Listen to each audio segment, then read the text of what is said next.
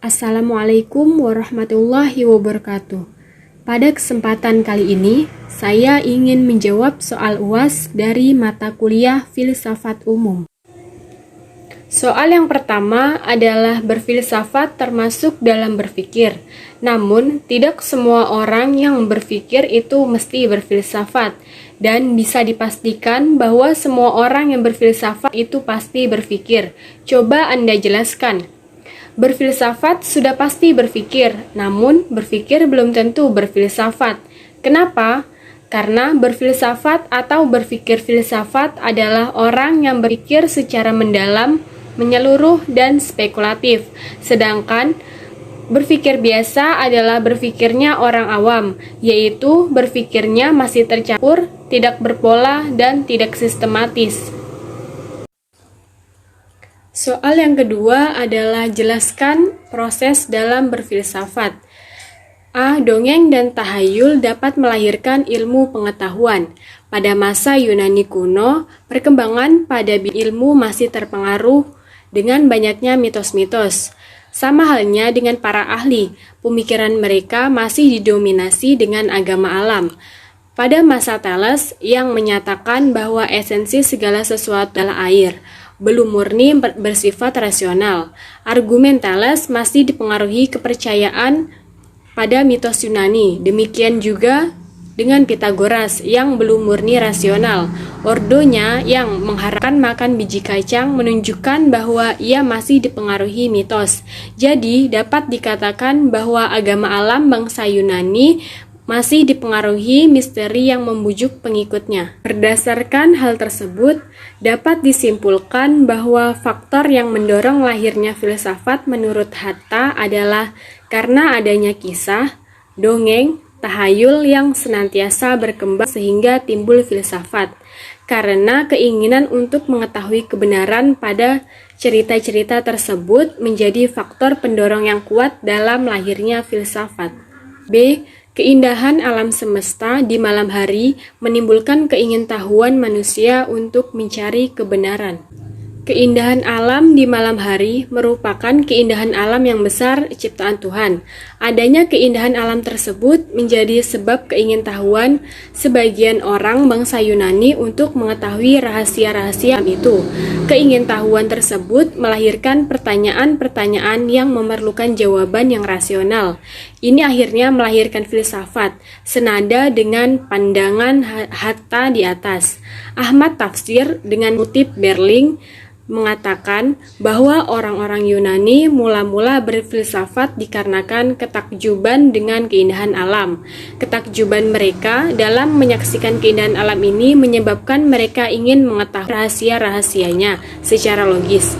Plato mengatakan bahwa filsafat itu dimulai dari ketakjuban. Sikap takjub atau rasa heran tersebut melahirkan sikap bertanya-tanya, dan pertanyaan-pertanyaan selalu diulang-ulang kembali selama masih ada kesangsian atau keraguan pada kebenaran yang ditemukan. Oleh karena itu, filsafat adalah sebuah tanda tanya dan pencarian akan kebenaran, atau ilmu pengetahuan itu tidak akan pernah selesai. C. Angan-angan melahirkan filsafat.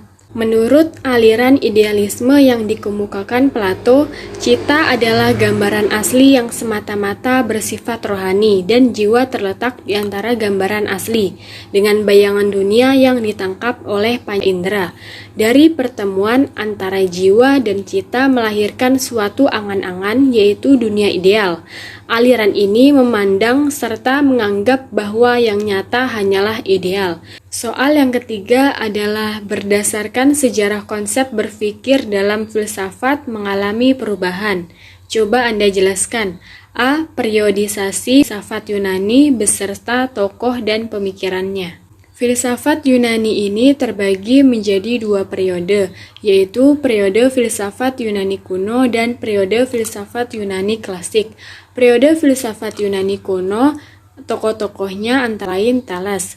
Karakteristik pemikirannya yaitu pada air. Menurutnya air ini adalah sumber segalanya dari alam semesta. Yang kedua, Anaximandros, murid dari Thales. Karakteristik pemikirannya yaitu Pada bumi, ia filsuf yang menggambarkan peta bumi. Yang ketiga, Anaximenes. Karakteristiknya pemikirannya yaitu pada udara, bahwa udara adalah sebuah zat yang menyebabkan segala sesuatu yang ada di alam semesta ini bermunculan. Yang keempat, Pythagoras adalah bapak matematika. Menurutnya, hakikat kenyataan terletak pada angka. Yang kelima, Herakleitos. Karakteristik pemikirannya yaitu pada api. Menurutnya, api dapat merubah apa yang ada di sekitarnya menjadi asap dan abu. Yang keenam, Parmenides. Karakteristik pemikirannya yaitu mengenai yang ada, tidak dapat digoyahkan dan tidak dapat disangka. Contohnya pada adanya Tuhan. Yang ketujuh, Xenophanes. Karakteristik pemikirannya yaitu dalam ilmu pengetahuan. Yang kedelapan, Zeno. Karakteristik pemikirannya menggunakan ilmu paradoks. Ilmu ini dapat memecahkan masalah dengan teknik logika. Yang kesembilan, Demokritos. Karakteristik pemikirannya tentang atom. Prinsip dasarnya yaitu pada kekosongan. Periode filsafat Yunani klasik. Yang pertama, Socrates. Karakteristik pemikirannya berobjek pada manusia, terutama pada perilaku dalam kehidupan sehari-hari. Yang kedua, Plato. Karakteristik pemikirannya mengenai sebuah ide. Yang ketiga, Aristoteles.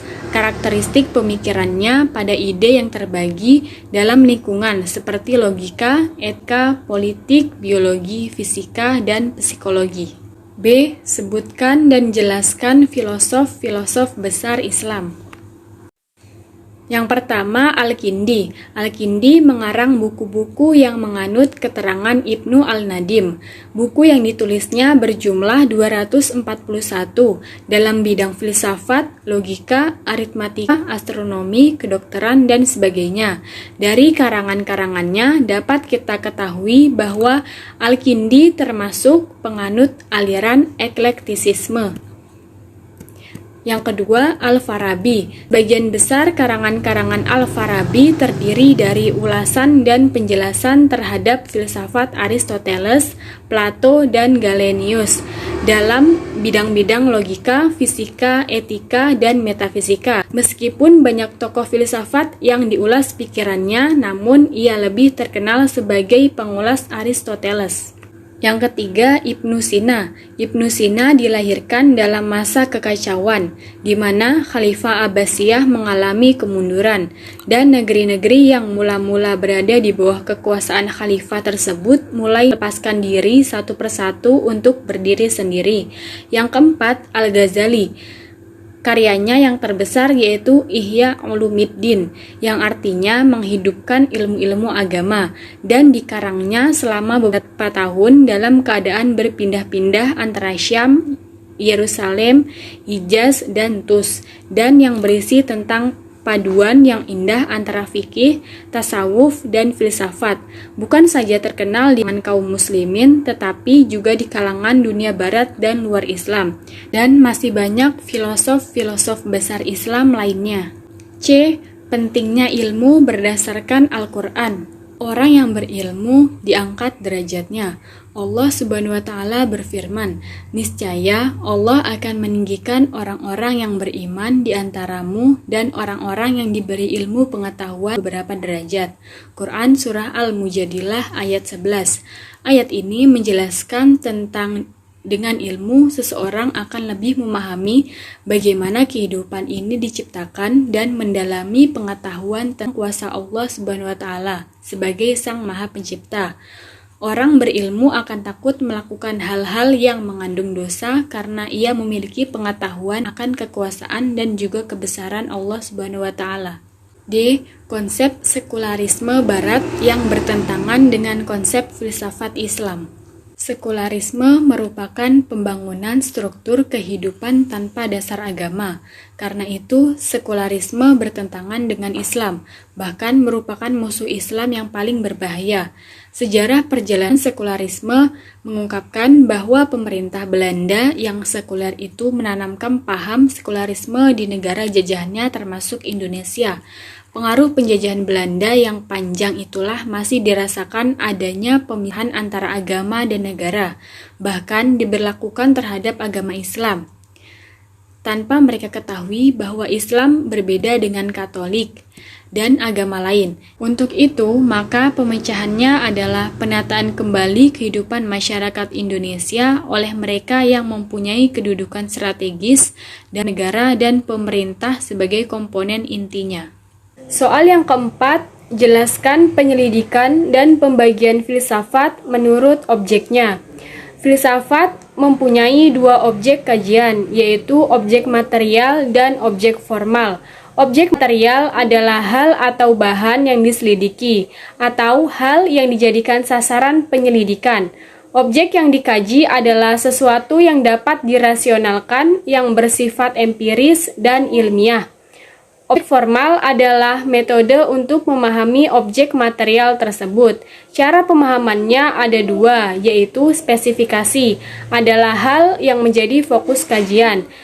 Yang kedua, perspektif, adalah objek kaji dengan sudut pandang tertentu. Soal yang kelima adalah bagaimana peran filsafat dalam membentuk kerangka berpikir sebelum seorang individu melakukan suatu tindakan. Jelaskan. Filsafat mengajarkan bagaimana cara berpikir secara sungguh-sungguh untuk mencari kebenaran. Menurut M. Ngalim Purwanto, manusia dianugerahi akal, daya pikir yang tidak diperoleh oleh makhluk lain. Al-insanu hayawanun natiq. Karena itulah sebaiknya dipergunakan semaksimal mungkin untuk kemampuan berpikir. Karena berpikir adalah daya yang paling utama dan merupakan ciri khas untuk membedakan manusia dan hewan. Aktivitas berpikir sangat diperlukan dalam kehidupan manusia yang pada akhirnya akan menentukan hasil yang dicapai, sama halnya dengan pentingnya perencanaan sebelum bertindak.